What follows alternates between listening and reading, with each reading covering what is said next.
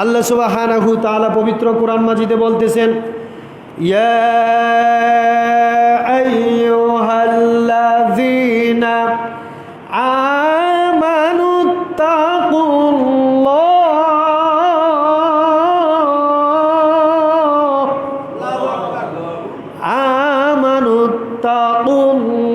আমানুত্তাকুল্লাহা হাক্কা তুকাতিহি ওয়া লা তামুতুন্না ইল্লা ওয়া আনতুম মুসলিমুন।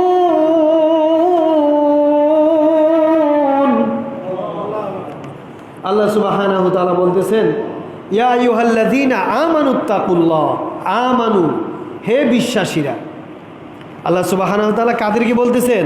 হে বিশ্বাসীরা। ইয়া আইয়ুহাল্লাযীনা আমানু এর অর্থ হচ্ছে হে বিশ্বাসীরা। আর আরবিতে বলা হয় মুমেন। যারা মুমেন তাদেরকে কি বলা হয়? বিশ্বাসী। যারা মুমেন তাদেরকে কি বলা হয়? বিশ্বাসী। আমরা কি বিশ্বাস করি? আমরা আল্লাহ সুবহানাহু তাআলাকে বিশ্বাস করি। আমরা আল্লাহ সুবহানাহু তাআলাকে আমরা কেউ দেখি নাই। আল্লাহকে আমরা কেউ দেখেছি? কথা বল, দেখেছেন কেউ? আল্লাহকে দেখি না। তো আল্লাহকে না দেখে আল্লাহ যে আছে আমাদের এর উপর বিশ্বাস আছে না নাই? জোরে আছে না নাই?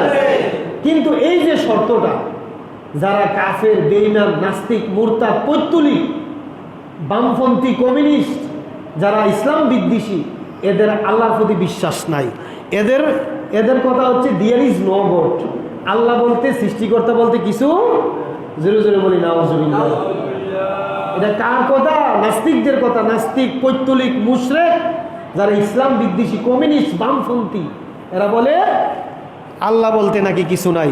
এদের থিওরি হচ্ছে আনসিন ইজ নাথিং, যা দেখা যাবে না তা মানা যাবে না।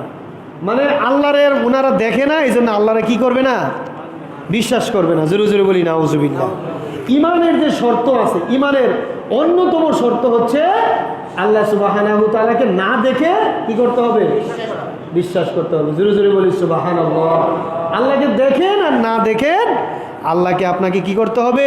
বিশ্বাস করতে হবে। মুহতারাম হাজিরিন, আল্লাহকে আমরা আসলে দেখি না। আল্লাহ তাআলা আমাদের সাথে দেখা করবেন কি করবেন না? কোন সময়? হ্যাঁ, মাশাআল্লাহ। হাসরের ময়দানে বলতে হাদিস শরীফের মধ্যে এসে যারা জান্নাতে প্রবেশ করবে, যারা জান্নাতে ঢুকবে জান্নাতের গেট দিয়ে, আল্লাহ তাআলা এই জান্নাতীদের সাথে সরাসরি সাক্ষাৎ করবেন। জোরে বলি সুবহানাল্লাহ। হাদিস শরীফের মধ্যে আল্লাহর যে নূর, আল্লাহর যে তাজাল্লি, আল্লাহর দিকে জান্নাতীরা একবার আল্লাহকে দেখে এভাবে দেখবেন, একবার শুধু দেখবেন, এভাবে দেখবেন।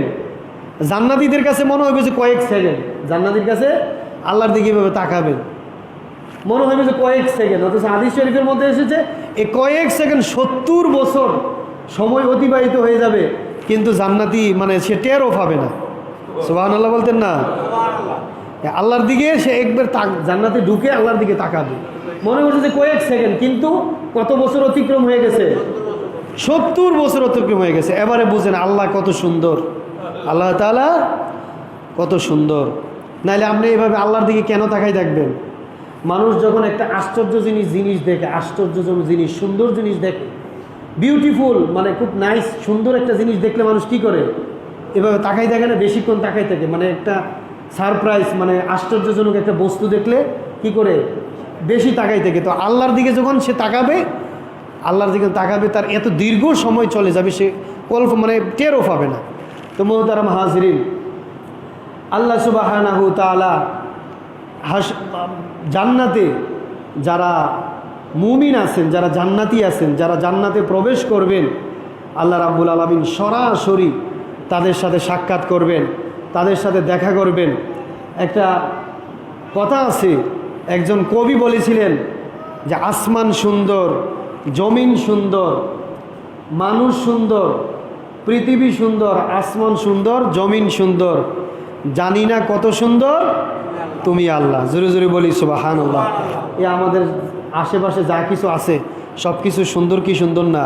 এই যে আসমান এত সুন্দর করে আল্লাহ তাআলা বানিয়েছেন, জমিন কত সুন্দর করে বানিয়েছেন, আসমানের মধ্যে আল্লাহ সুবহানাহু তাআলা কত সুন্দর করে সূর্য ফিট করেছেন, চন্দ্র ফিট করেছেন, আসমানের মধ্যে সূর্য চন্দ্র আছে না নাই, তারপরে তারকারাজি আছে না নাই, কত সুন্দর রাতের যখন পূর্ণিমা চাঁদে চন্দ্র মাসের 14 তারিখ যখন চাঁদ একেবারে বড় হয়, আছে না, এই কমন জিনিসটা, এই সহজ জিনিসটা যারা নাস্তিক, যারা কমিউনিস্ট, যারা বামপন্থী, ইসলাম বিদ্বেষী, এরা বুঝে না।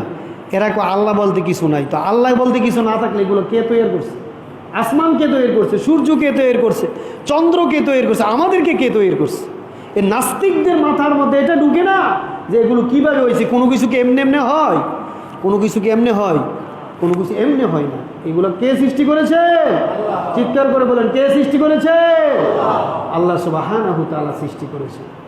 এই জিনিসটাই ইমানের প্রধান শর্ত, মূল জিনিস। যে আপনি যদি মুমিন হন, বিশ্বাসী হন, প্রথম শর্ত কি? কাকে বিশ্বাস করতে হবে?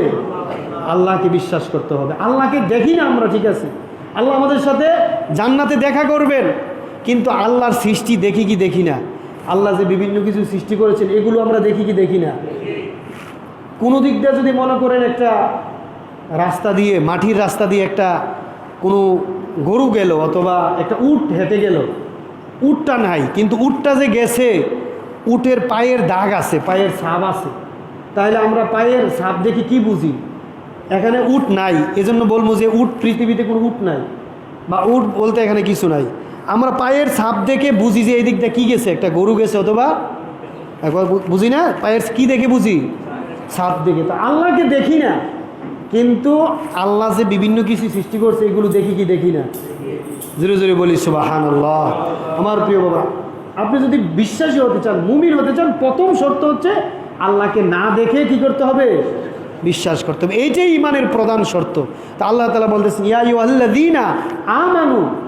আমানু মানে কাকে বলছে? হে বিশ্বাসীরা, তোমরা যারা আমাকে কি করো? না দেখে বিশ্বাস। আমরা আল্লাহকে না দেখে বিশ্বাস করি কি করি না?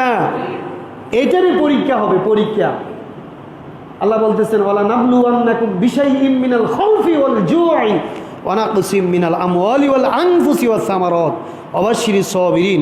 আল্লাহ তাআলা বলতেছেন অবশ্যই, ওয়ালা নাবলুওয়ান্নাকুম, আল্লাহ তাআলা তাকিদ দিয়ে, গুরুত্ব দিয়ে বলতেছেন, ওয়ালা নাবলুওয়ান্নাকুম, আমি অবশ্যই তোমাদেরকে পরীক্ষা করব। কি করব?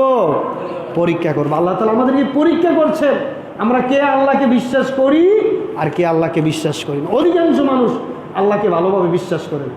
হাদিস শরীফের মধ্যে এসেছে, মসজিদ ভর্তি মানুষ থাকবে, একটা মানুষের কি থাকবে না? কিয়ামতের পূর্বে ঈমান থাকবে না আল্লাহর প্রতি।